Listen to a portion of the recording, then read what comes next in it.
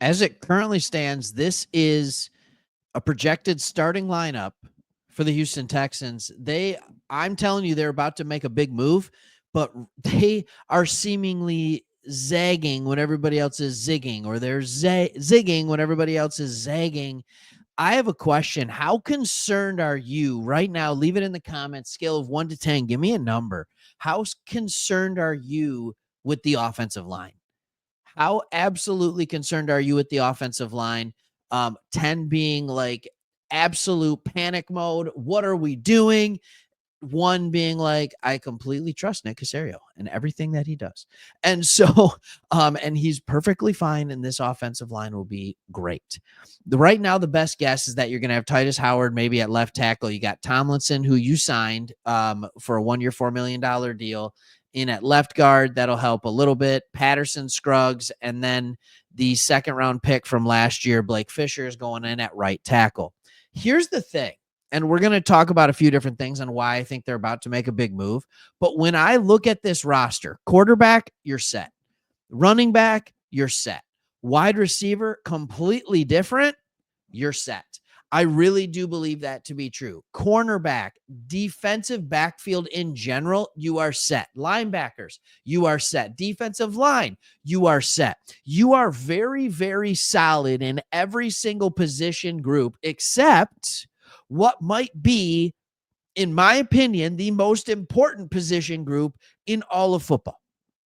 If you collectively do not have an offensive line that can hold up, you will not consistently win football games. It is that simple. If you have a great offensive line, it makes your quarterback look better. It makes your wide receivers look better. It makes your tight end look better. It makes your running backs look better.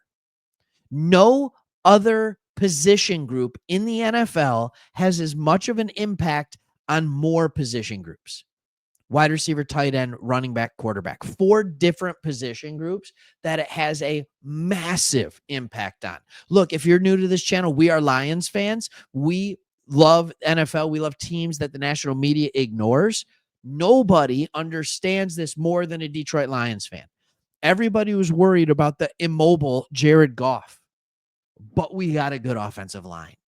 And when our offensive line is clicking and they're protecting, we have what is arguably the best offense in the NFL. But when our offensive line is struggling, well, as a Texans fan, you understand kind of exactly what that looks like, don't you? Like, you know what that looks like. So why do I think they're about to make a big move? I want to show you this right here. In reading an article lately, the Nick Caserio and the Texans front office cleared a combined $16 million with the contractor structures of Nico Collins and Azeez El-Shaair. This week's trade of Laramie Tunsil, oh my goodness, getting rid of your best offensive lineman, all right, gave the Texans just under $14 million in immediate salary relief, plus $28.5 million in cap savings in 2026. That is a huge number. All right, $30 million's big. Caserio added an additional contract restructuring Friday. New wide receiver Christian Kirk, who was acquired this month in a trade with the Jags, will reportedly have his original $15.5 million salary figure converted to a $14 million signing bonus, creating roughly $12 million in cap savings. All in all, they've saved a lot of money. And when you look at their salary cap, all right, when you go over here to Spotrac and you look at their salary cap, they currently have $14 million in 2025, but then you can move over to 2026 and they have $120 million. So yes, I think that they are setting up to make themselves a really, really big move. So, and I do believe that will be on the offensive line. So let's go around and look at which players you could go get on the offensive line. All right. And who's been there, so how much it'll cost. Ronnie Stanley just signed a 2-year, $40 million contract. He is 1 year older than the next guy on this list, Cam Robinson. Cam Robinson, all right, I just want to be really clear on this, is not Ronnie Stanley. Ronnie Stanley is a better player. I think you could get Cam Robinson on a similar deal, maybe a 3-year, 18, 17, $16 million a year range, that would be a fantastic get. Cam Robinson has played both left and right tackle, so you can put him where you need him. He most recently spent time with Minnesota last year. Tyron Smith, yes, injuries, right? So teams might not want to commit to him long term, but he could be a solid, and I mean solid, left tackle for 1 year if that's what you want to do.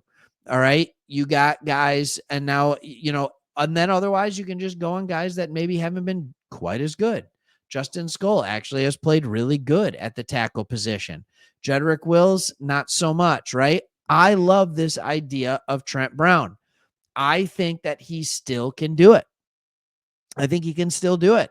Like, that is not bad. And then you don't even get me started on what you can do in the draft. You have draft capital. This year you have the 25th pick, you have the 58th, you have the 79th, you have the 89th. You have 4 picks in the first 3 rounds.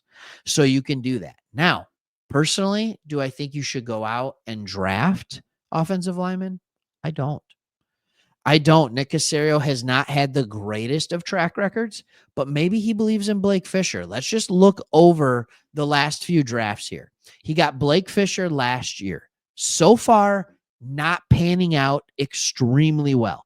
He's not being graded out to be that wonderful, but I think there's absolutely still a chance for him. And apparently the team thinks so, especially if they don't make another move, right? The year before that, you got Juice Scruggs, a little better at guard than he was at center.